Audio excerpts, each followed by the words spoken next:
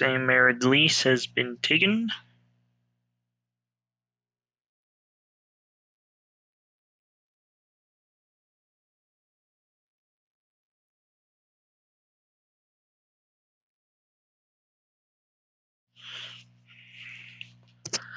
Alright, D-Day 0500, so 5 o'clock in the morning. St. Mary-de-Lys. Boys on the beaches must have landed by now. They're only a few miles away, but right now that seems like a million. We don't have a radio and are completely cut off. Captain Foley was right. We did face a platoon or more of German paratroopers when we took this village last night. Today we hold it against German counterattack. Our defenses are all stolen. Enemy MG-42s, Panzerfaust for anti-tank defense, and the village itself. The Navy and Air Force put on quite a show for this morning, pounding the hell out of those beaches. One thing is certain, the Germans know we are here, and whether that means they turn tail and run, or come swarming out of the woodwork, we're about to find out. So one little note, when he says the Air Force, keep in mind, the Air Force isn't founded until 1947. So when they mention the Air Force, what they're talking about is the Army Air Corps. Which, until the Air Force is founded, this is kind of how the infantry and the Army would, reference it, is the Air Force. Because in the Army, it was, you have the ground force and you have the Air Force, but it's all under one department. So, yeah.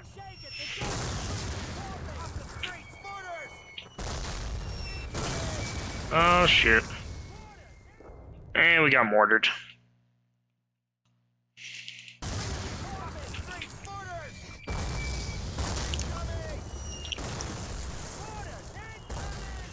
Oh, it's because I have to go the other way.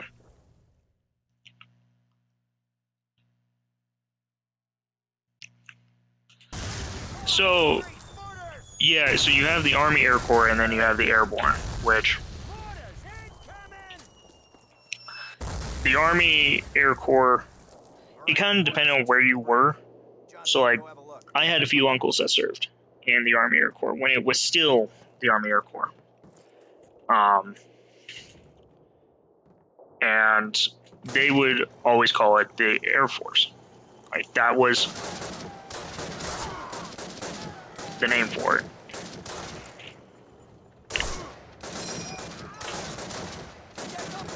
Tiger, moving in behind you. Oh, shiz.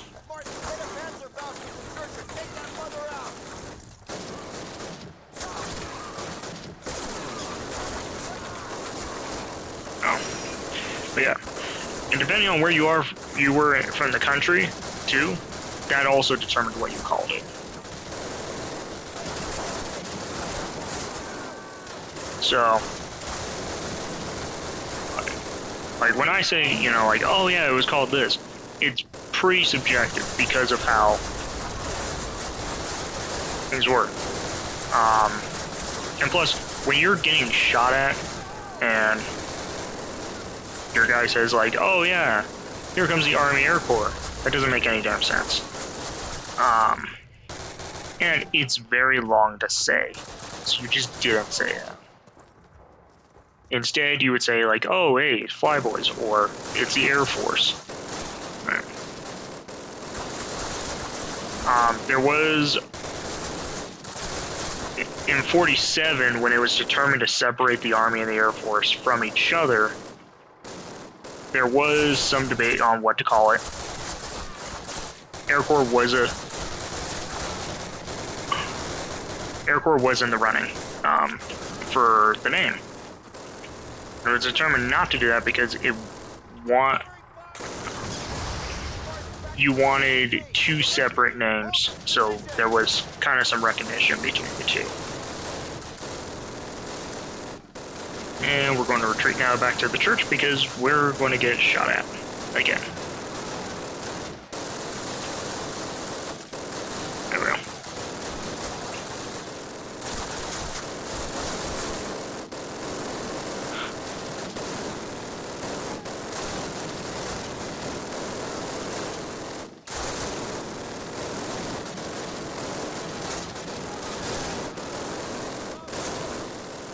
Yeah, I hope that kind of answers that question, Lord Gunn.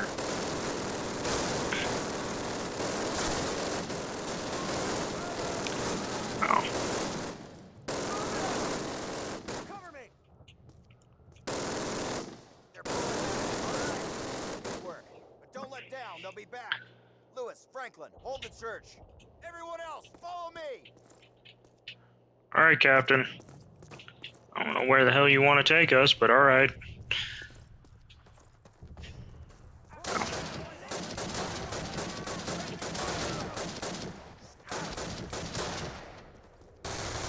Oh yeah, no, 100%. We read some of one of my uncle's journals, and he would say like it was so awkward because he flew over. He was in Normandy, so he was in the Normandy theater in Europe, flying bombers.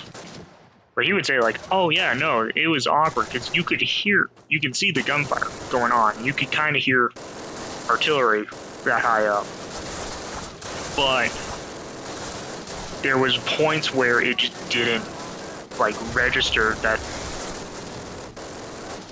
they were above all of it. Then you release your payload and you're going, oh well, that little speck on the map is gone. Push them out of here.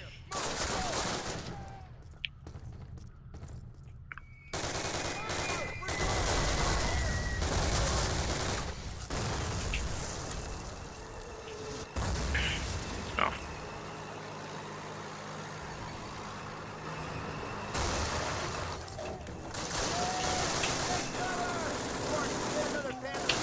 That's a Panzer. I need to get back to the church somehow. Need to get back to the church. Through here. Maybe? Nope. Not through there. Alright.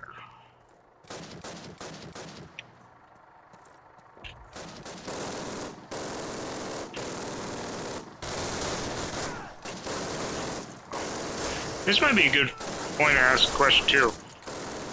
What is your guys' favorite aircraft? Because I have mine, right? I'm sure other people have a favorite aircraft.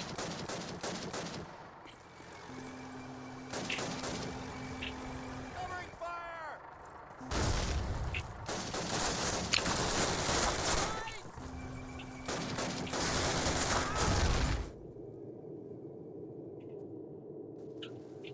Ooh, hello. Hold on.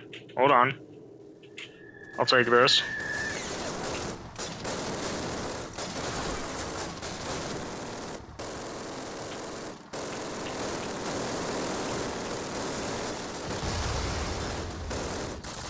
Shot, Martin.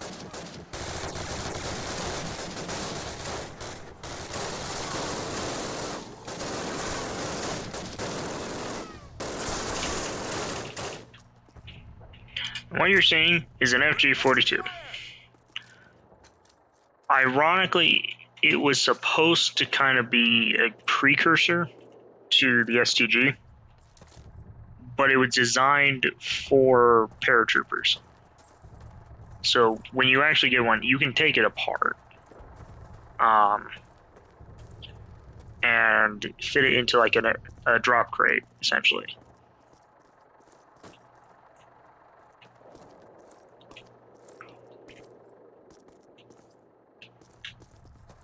All right, let's go.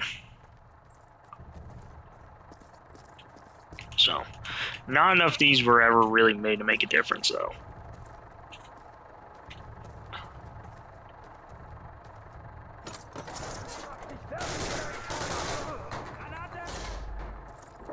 Get out of the way.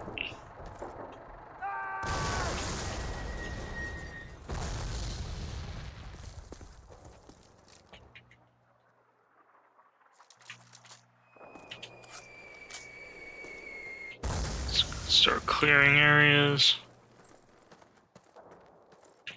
Oh.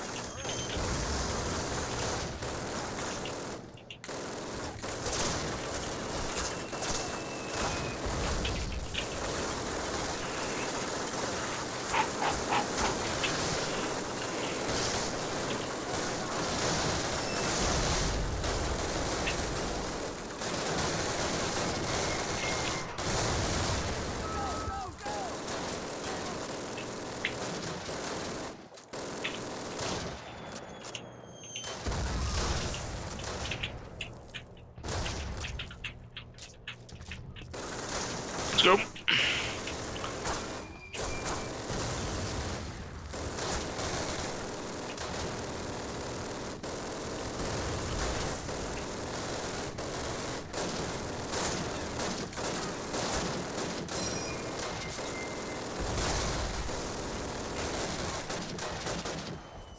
low!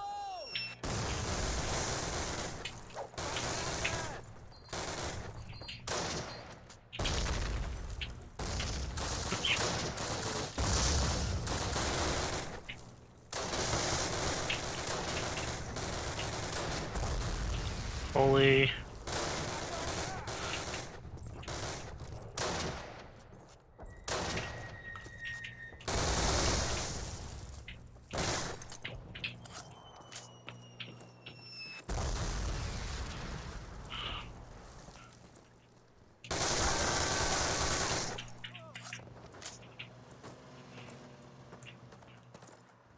Sorry guys, we don't really take prisoners. Get in the car! Yeah, we don't take prisoners. Martin, over here! Get in the car! Ooh.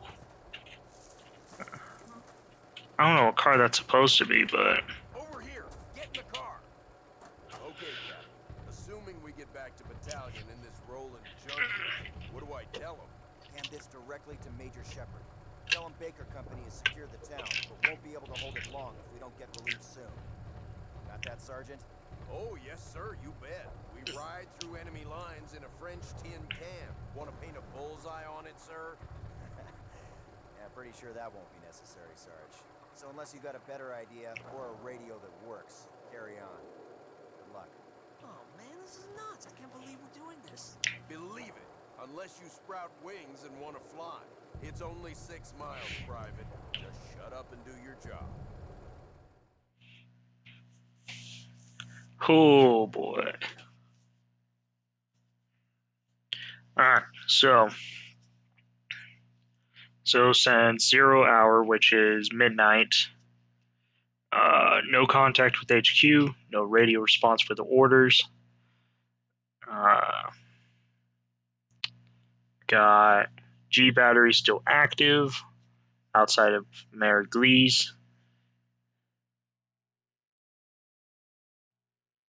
Yeah, so essentially all this is an after action report of him essentially just saying like, oh yeah, this is what's happening.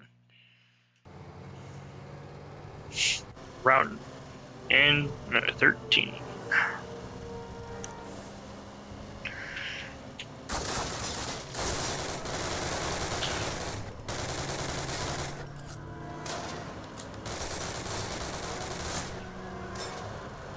Should be noted too, the Thompson submachine gun was not designed for combat.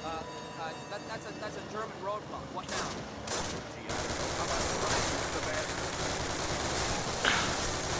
It was designed for intercity firefights.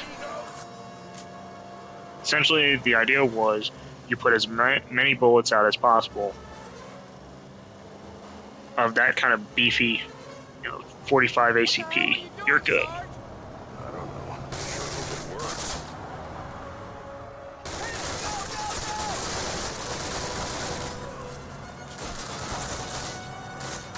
Heat grenade. Come on, guys, stop.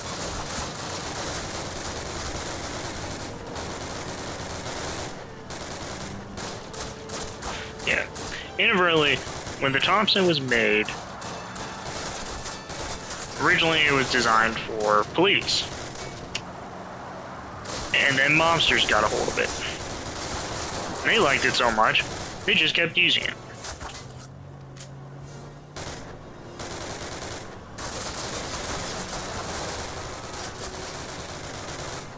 And for a time, that was the staple mobster weapon, was the Thompson submachine guns. Contrary to popular belief, drum mags were not commonly used.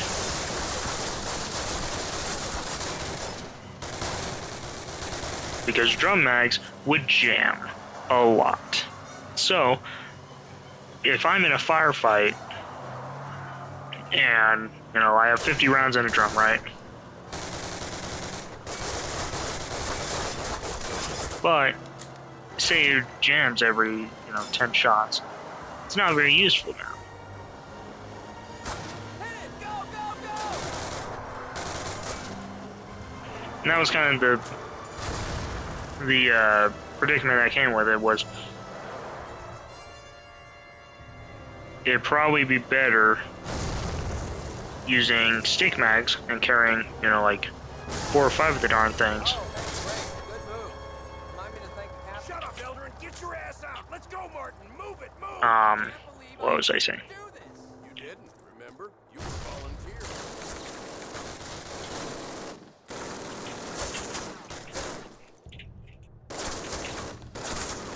Shit, where do I go? Anyway, it was better to carry, 6 or 7 stick mags than it was to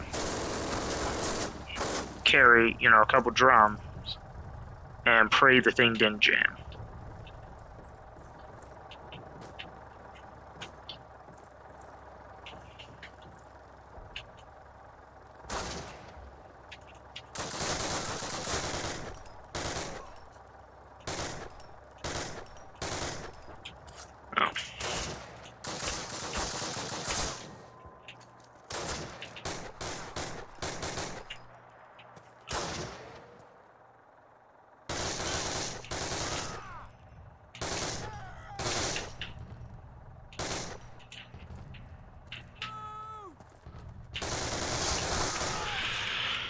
Oh.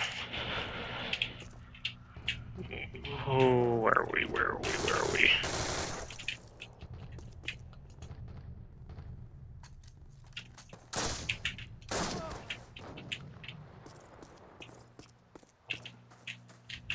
Elder, ever steal a car?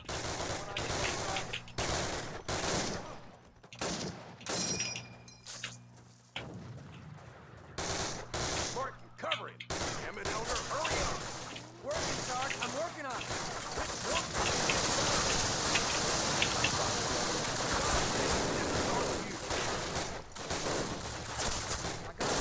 I got it. Yeah, well, get it over me. In the car. Martin, cover us. Martin, over here. Get in the car.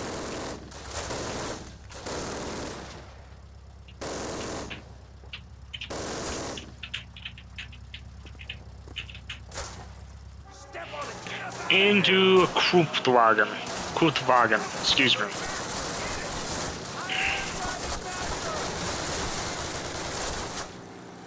Kruppwagens.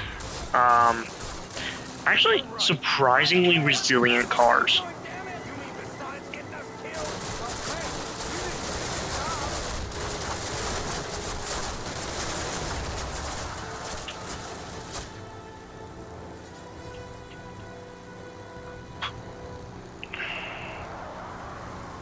We cleared the German lines. You can slow down, Private. I said you can slow down. Oh, yeah, right. Yeah. Sorry. Right turn, right here. You got it. You got